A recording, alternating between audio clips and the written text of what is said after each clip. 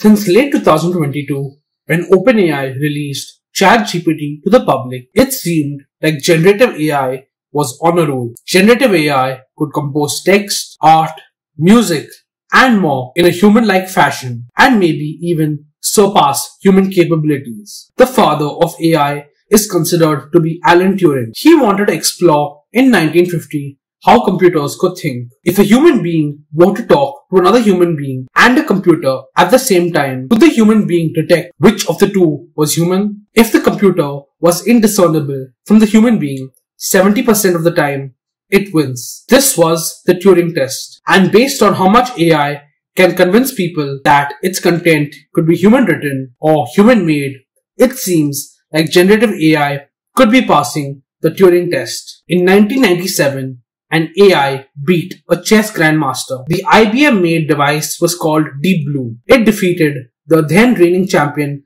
Garry Kasparov in a chess game. Did this mean that the AI was human-like? Could it celebrate its win? Could it go hi-fi another AI for beating the human being? Or did its ability to think and defeat the human being make it a creative thinker? Think about how worried a lot of teachers are about students using generative AI to do reports and essays. Maybe it's about losing a sense of power that you can't terrify a young group of impressionable minds. But maybe, nonetheless, is AI making them dumber at a time when their brains are developing? But maybe there's also a biological/philosophical question to ask. Can creativity be forged, or are people born with it? Because there's something called computational creativity, where AI can make really cool and interesting things like new ideas and stories using algorithms. Human creativity is about thinking outside of the box, connecting dots, and forming new and sometimes revolutionary ideas. So maybe AI could inspire and complement, not just replace,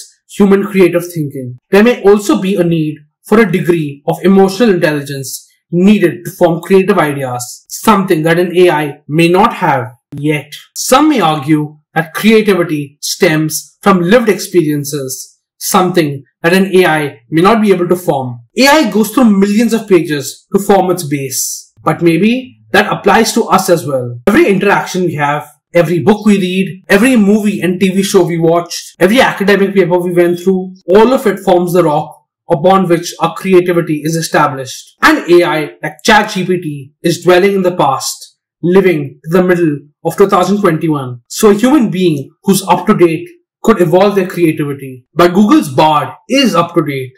So Bard may be just as creative and could be just as creative as a human being in theory. But your original idea, your realizations, and your expressions, that's real creativity. And if generative AI is going through millions of pages, it needs the creativity of human beings to operate well. All the AI is doing may just be reordering existing data in a believable and compelling way to make you swoon. But in a way, maybe it's just another rehash. If someone or something is fed some rules and trained to have strategic simulations, does that make them creative? But maybe it doesn't matter whether an AI is creative or just trained. All that could matter is that they may replace a human whose job it was to be creative. So AI could generate ideas for you upon which you could add value, context, and nuance. This could fast track the ideation process. And it's not like AI was invented in 2022. People have used it when they used Alexa or Siri or Google Assistant. It even made Google search better. It played a role in what videos came up on our YouTube feed and more. So, in a world where AI takes the lead, what is the value of a human thought?